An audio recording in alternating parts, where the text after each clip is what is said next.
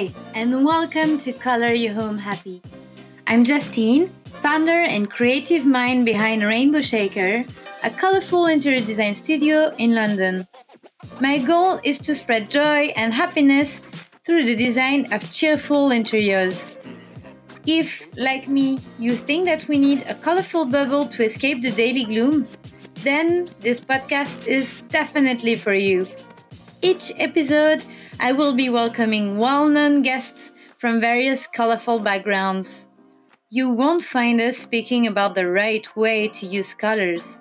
In this podcast, I want to help you trust your intuition and give you all the confidence you need when designing interiors full of dopamine.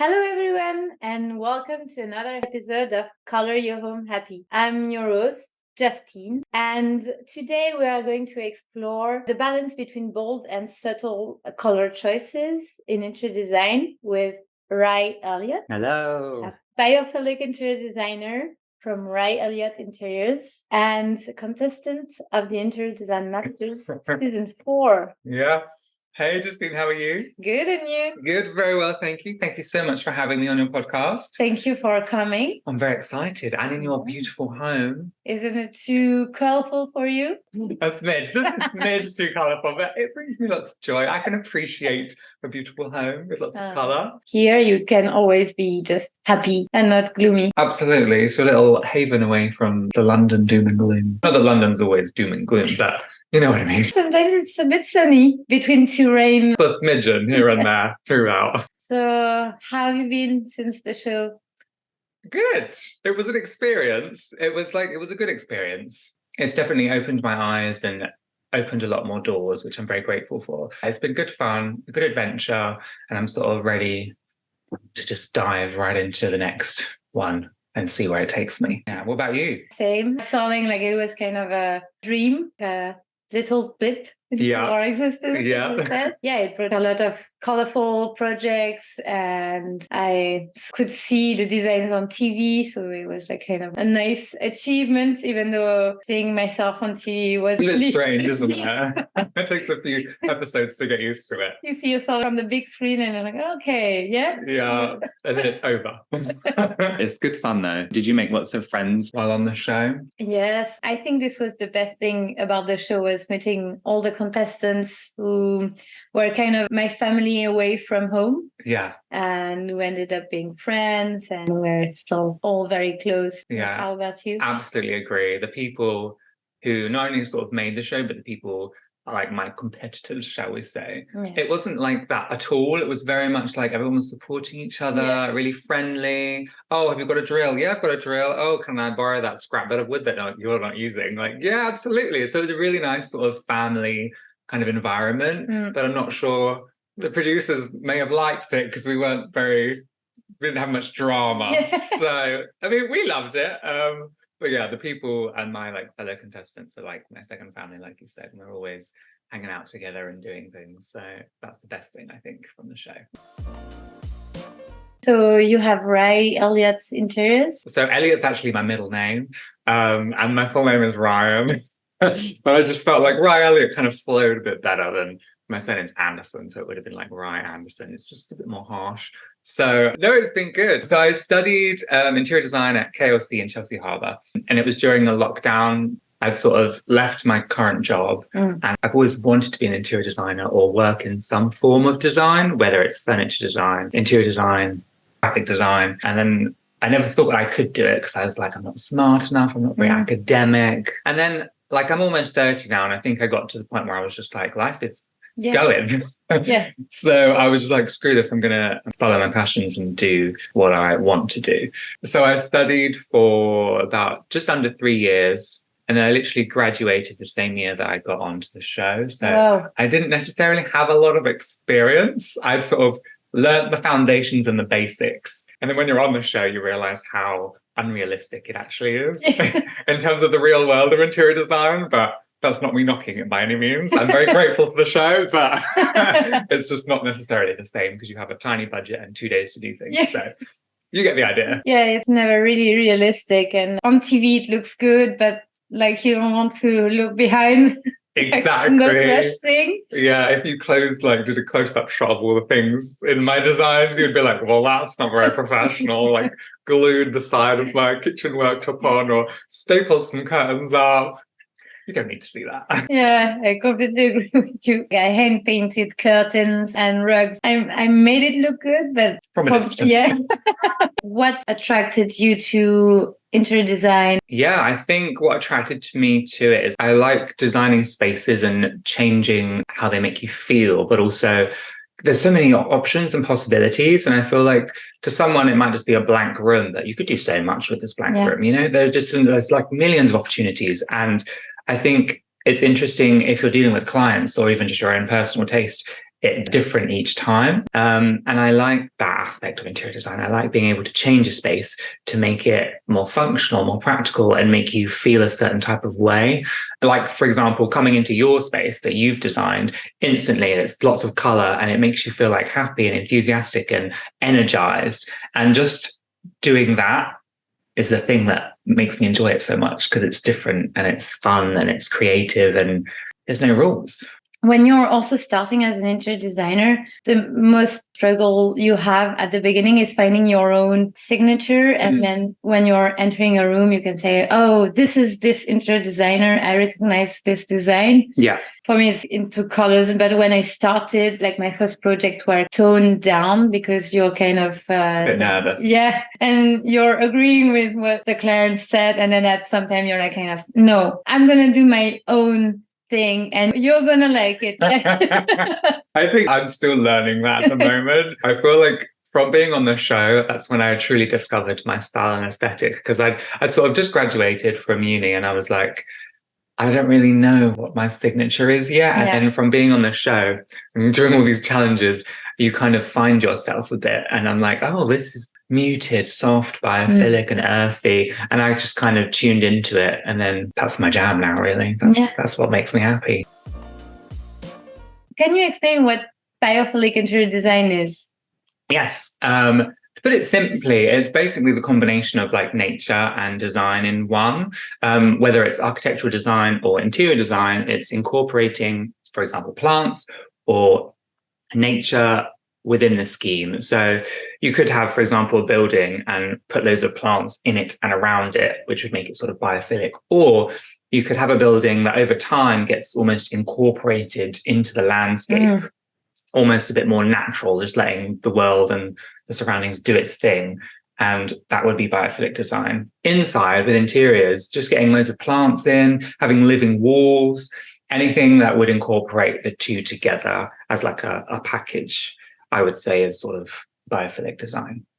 It brings you a peaceful and like you're coming back to nature and it's a bit more of a greenery bubble. Yes. It's kind of like bringing the outside in, but keeping it in. You know, sometimes when you have like the crystal doors that go out onto the terrace and it's like, oh, we're bringing the outside in. It's literally bringing it in and keeping it in. It's sort of a bit more peaceful and tranquil. And I don't know about you, but I find lots of peace in nature. So then when I incorporate that within a scheme, it's like you're just bringing back to the natural habitat within the space. And it just feels really wholesome and good. And it's like natural and it's alive. And it has like a breath of fresh air into it. That's the sort of vibes that spring to mind when I think biophilic. I completely see what you mean. I like to use very bold colors, but I need some raw elements or greenery because you want some bits of nature that balance those vibrant colors. Some plants here and there. How do you incorporate muted colors into the biophilic interior design to achieve this balance? It comes quite naturally when I sort of like the earthier muted tones. And I think obviously plants sort of form within that band. So it's very easy to pair these muted colors with plants. And depending on what kind of color you want, will either make the plants like pop or it might make them a bit more like incorporate within the space. Yeah. So you could have a really nice sort of dirty, dusty pink as your backdrop, and then your green luscious plants will like really pop. Alternatively, you could go for like a deep sort of muted olivey color. And with your green plants, it'll almost incorporate it within the space as one. And then you'll just see like the texture as sort of the leaves and the variegation. And so I think with muted colors, for me, I find it quite easy. Brighter colors, I think that's where I would struggle. How would you do it with brighter colors? Sometimes I like to see my design style as set design, because I also, as you said, like to highlight elements, like paint arches, and then have the plant in the middle. So it's like frames. Yeah. I love doing that because it creates kind of a dramatic moment, and I'm always up for it. Absolutely, of course. And then with the bold colors, I found that the contrast between the green and the colors are what I like the most. And especially in my flat, I try to use a balance between summery but still natural colors like terracotta, lemon. It's balancing it out with the plants. And I have just pops of bright colors like purple, but they're not that close to the plant. So it's sort of your eyes can like find little nuggets of goodness, whether it's the plant or the colors, and it kind of is a nice flow. It's a gradual transition between like the plant and natural colors, and then to bright colors. And I also love to incorporate the raw materials like wood, metal, and then it's also a kind of a bridge. And bricks as well. Not very natural, but you know, it's nice. But the colors are natural. Oh, absolutely. I got inspired by the bricks colors for the flat, in fact. And then I took those colors that we can find in my kitchen, like the yellow and the terracotta. And then I added more saturation. Yes. What colors are you especially drawn to? So colors I'm especially drawn to are green, obviously. Green is a given. Greens, I like more on the, I'm going to keep saying earthy. It's going to be my keyword of today, earthy. But more of sort of the either sagey sort of greens or sort of olivey greens. Ones with warmer, ones with slightly warmer undertones, like a yellowy undertone or an orangier undertone, almost verging on a bit browny, shall we say. But I also really like sort of the burnt umbers and oranges and sort of the rust, almost like this kind of feel. And just like the mud, the color of just like earthy tones, like the browny, muddy tones. Those are the things that I'm drawn to because I feel like it best represents the earth, which is like my happy place. Of course, it depends on the client as well. If you're designing a space, they might not want it dirty and like muddy. But you could always, you know, tweak it, make it less saturated, maybe just lighten it up a bit so it's a bit more neutral, but still has that sort of undertone to it, so it still represents a bit more grounding depth. I'm a bit afraid to use bold color because I don't know how to use it. Because I like muted color, I find it quite easy. I don't know if you find it easy, but it's just quite easy because you can pair things very well together. It's not too contrasting. Sometimes also in your interior design path, you're having different moments because it's linked also to your emotions or what you're experimenting during that path. And sometimes I'm drawn to very bright colors and more maximalism, and sometimes I'm like more toned down. It's really on how it makes me feel, like the emotions I'm feeling when I see the colors. Which emotions are you feeling when you see those earthy colors? Oh, I'm very calm.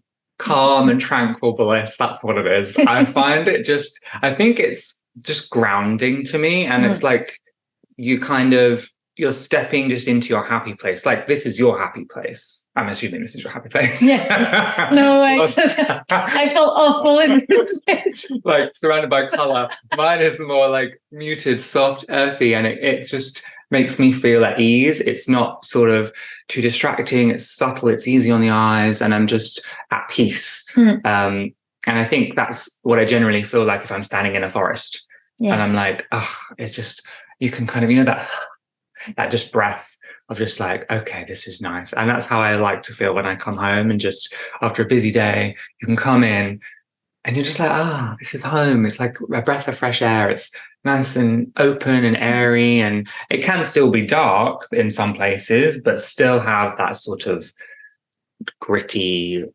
earthy color to it. And it's just, it always makes me feel happy, but calm and at ease.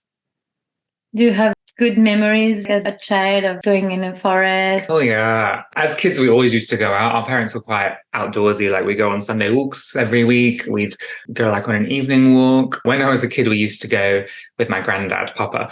We used to go on a walk around the canals. And we used to spot Christmas trees in December, and we used to have competition with me and my sisters of how many Christmas trees we could spot. And then at the end of the walk along the canal, we would go to the sweet shop and have a chocolate bar to eat on the way back. But just little things like that, whether it's a canal, a forest, or a waterfall. I was in Canada, I think about 7 years ago. I would happily live in Canada. It's beautiful. And it's just really untouched and organic. I think that's what makes me like it, because it's not really been altered by like humans or anything. It's just, this is how it is, raw, natural. In fact, I also lived in Canada. Did you? For a year. Around like 6-7 years. Oh, we've crossed paths before.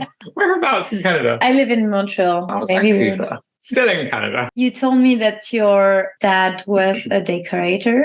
Was he using muted colors as well, mostly? So it's always been varied, depending on the client. But I remember sometimes he'd come home, like he was cleaning out his rollers or his brushes, and there'd be like a really pop of color. I'd be like, whoa, these clients wanted that. Where did they put that? And then he'd obviously tell me the story. But yeah, a lot of the time, I think my dad and I have quite similar tastes. But then sometimes he'll surprise me. Like, we're recently, it's their house, but very recently decorating their dining room. And they were sort of, we're just talking about ideas and stuff. And of course I was like, what about this nice green? Or this sort of, I don't mind pinks actually. I quite like pinks. And it was kind of like this dirty, borderline brown pink. And he was like, oh yeah. And then he was like, actually, I think I'm going to paint it yellow. And I'm like, what? And it just, yeah. And it just surprises me sometimes. Because he comes out with these colours that he absolutely loves. So, I mean, I'm not going to stop him because it's his house. But it does look nice because he's been a painter and decorator for years. Yeah. He knows what he's doing. He knows what works. So, yeah, he painted it. I think it was a Benjamin Moore colour. It was really nice. Sort of a deep mustard kind of yellow. So it had some richness to it. It wasn't too zesty. It was an impact, but I kind of liked it. Mustard goes well also with the olive green. The plants, they looked good against the yellow. It's the color of the sun, so it brings a bit of light in and it's still natural, but with the mustard you have the richness. I think it was an east-facing room, so it got the morning sun, so it was glowing in the morning. But the thing is also having a dad as a decorator, you're constantly changing the house. So soon enough I get bored of it and be like, right, what can we do next? It's always changing. At least you can experiment and... Exactly. Do you feel any emotional connection to bold colors like red or purple? I do. It might be slightly different to you. So I do like bold colors. I don't think I could have them in my own space. But they do make you feel like joy. They do spark something in me that makes me happy and energized and awake. But then on the flip side, for example, like a red, I find it almost as like a warning. And I don't know whether that's just because the way we're brought up is like, it's a hazard. Red is stop. Don't go near red. Like, it's bad. And I don't know whether that's just been like instilled in my brain that's what I associate it with. Some colors make me feel like a bit, not angry, but a bit distracted and I can't focus. So it's a bit too busy or just a bit too like, I don't know how to interpret this. If it's like a massive space of a color, it might be a bit too overpowering. And that tends to why I tend to warn towards the like muted tones because it gives me space to process and think. But obviously, maybe not for you. I'm like kind of reliving my childhood. That's nice, though. I like that. Just letting it all out. When I was a child, I wasn't really into candy. And now the colors of candy, I want to use it every time. Like, that's your inspiration. because it's still magical. And before I arrived to London, in France, in Paris, it's more like natural, white, like very elegant. And then the first time I arrived to London, I was like, wow, street art. Like all the possibilities. I think I was inspired by this. I wanted to mix the French design kind of with the colors from London and the candy. So what was it like with all the color that you like had in your brain that you wanted to express? And then obviously coming over here, you could be free. But what was it like while you were in France? It was even harder because at the time I wanted to use colors. I was even not in France, but I was in Bavaria. Okay. So very conservative area, very nice, close to nature. Yeah. So, but I was kind of alien. People were like, who are you? And I'm dressed as I'm designing my interiors. Very bright. And German people were looking at me like, who is that? Yeah. Because I was living in Munich, and even though it's a big city, it feels like it's a small town. They're not used to see this much colors. Yeah. I just wanted to go against the flow. Yeah. The more people tell you, oh, you have to do this, or you have to do this way, or oh, you have to use just 3 colors, not more. I always want to prove them wrong. Like no, hell no. I'm gonna do the opposite of what you said, and I'm gonna prove you wrong. Yeah. So I'm like kind of this mentality. Oh, well, good for you. Exactly. Stick to your guns. Yeah. When I'm coming back to France, people are in the street just talking to me in English because they don't think I'm French. So they think I'm from London. They're like, oh, this English person. And you're like, well, actually. I'm really happy to have moved here because I felt in my element. Did you feel like once you sort of found a home here, you really just let loose and you became yourself?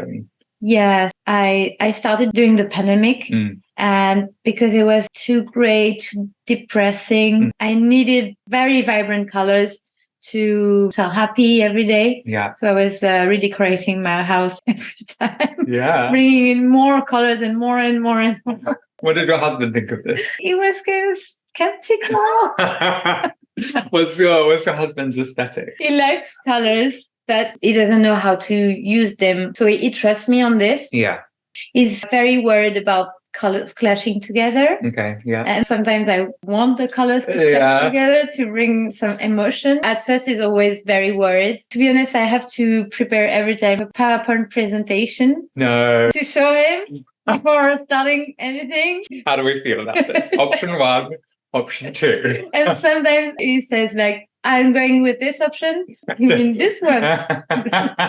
Every time is, I really like the colors you use because I don't use colors to use colors, but I always tell a story when I'm designing home, and also use your own life or the client's life to design the home. And then I'm putting the colors that are linked to what the client is feeling. Yeah. I always think deeper into the overall design than more about the color in itself. Yeah.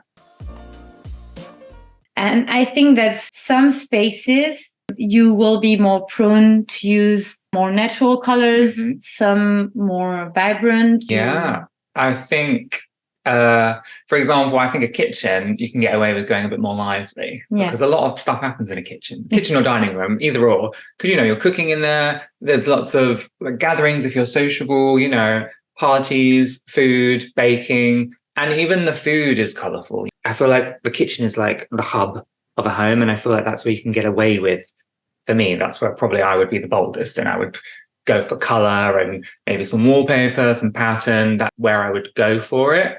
Alternatively, in a bathroom, I love the idea of having like those, like a tiny little peaky pokey bathroom and just painting it a really bold, dramatic colour. Because it's almost like from the outside, you would never know that this little room behind this door is whatever it is. And then you open the door and it's like, bam, they've got this like pop of just colour that instantly makes you feel like, wow, I was not expecting that.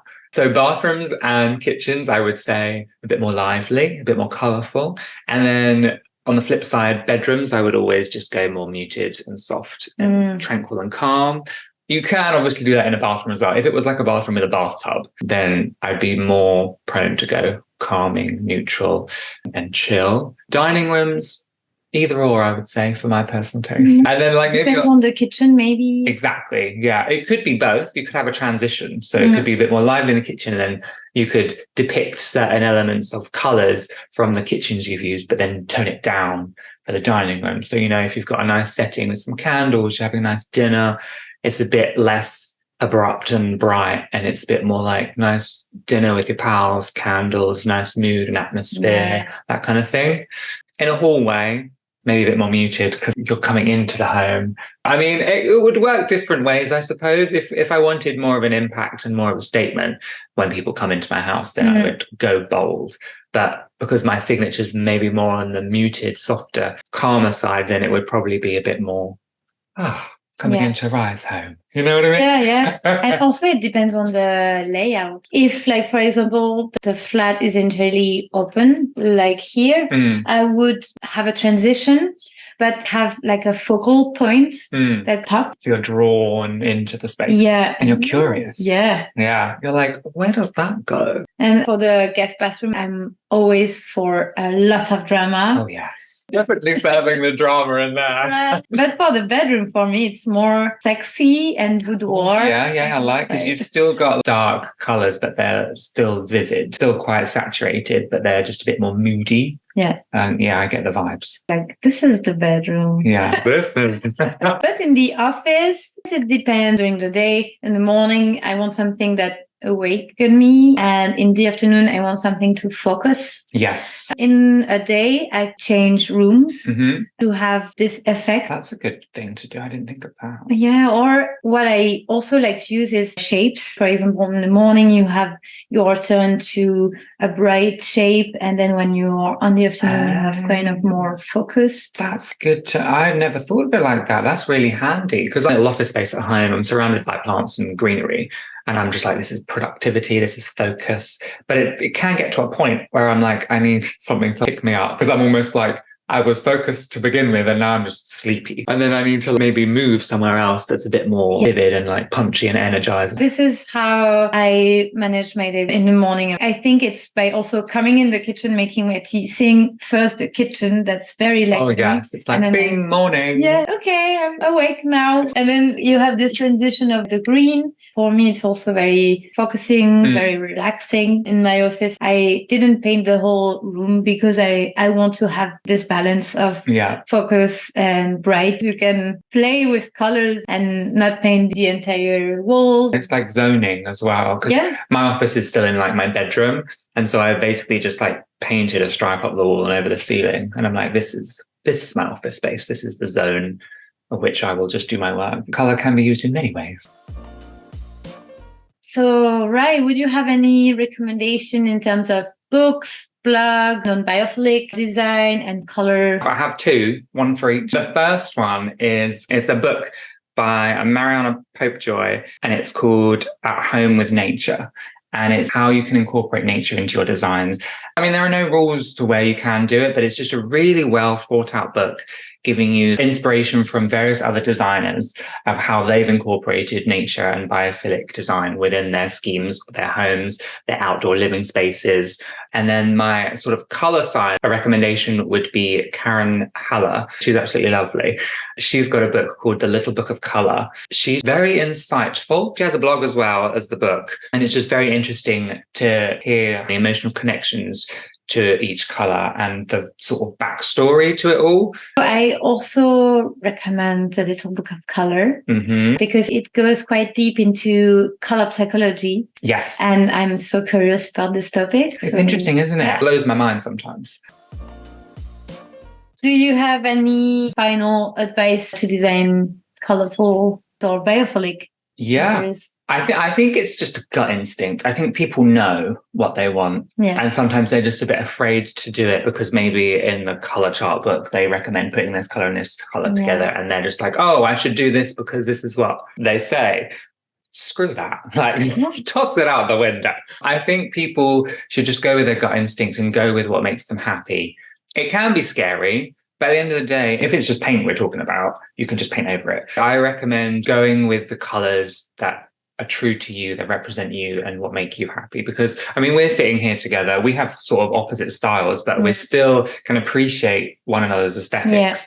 But we can also tune into our own vibes and be happy and content with that. And I think just having fun with it and experimenting. I've done loads of things before and I've put things together thinking it will work, put it on a wall, and it doesn't work. So it's just trial and error. And then when it comes to sort of the biophilic side of things, buy a plant. Like that's how it started for me. I just bought one plant and then it just kind of grew from there. And now I have over 30 odd plants. It's like a nurturing thing. So if you have that, some people may not, but looking after something and then in return, they just make you feel really good. And they add a new dimension to a space and they add texture to a space. They give you fresh oxygen. They make you feel that much calmer. They have different characteristics which can add to your space, your design. So yeah, don't be afraid. Follow your gut instinct, try it, have fun, and just enjoy the process and see what kind of adventure it takes you on. I think it's a very good advice. As you said, it's very subjective, your relationship to colors. Yeah. In fact, a lot of people are actually colorblind and they don't have the same relation as we have with color. They don't see the world black and white, but they see a different shade and it's like a different emotion for them. Thank you. No, thank you. And how could the listeners contact you? My Instagram is just Ry Elliott. My website, Ry Elliott. It's all just Ry Elliott. Very simple. Exactly. Thank you so much for having me, Justine. It's been so much fun. It's good to get to know you a bit more as well and see your wonderful home. Thank you. And thank you to our listeners who are still here after this long episode. I hope you really liked it and see you soon for another colorful episode. Bye. Bye. Thank you so much for listening. If you enjoyed this episode and you'd like to help support the podcast, don't hesitate to subscribe, rate, or review on the different listening platforms.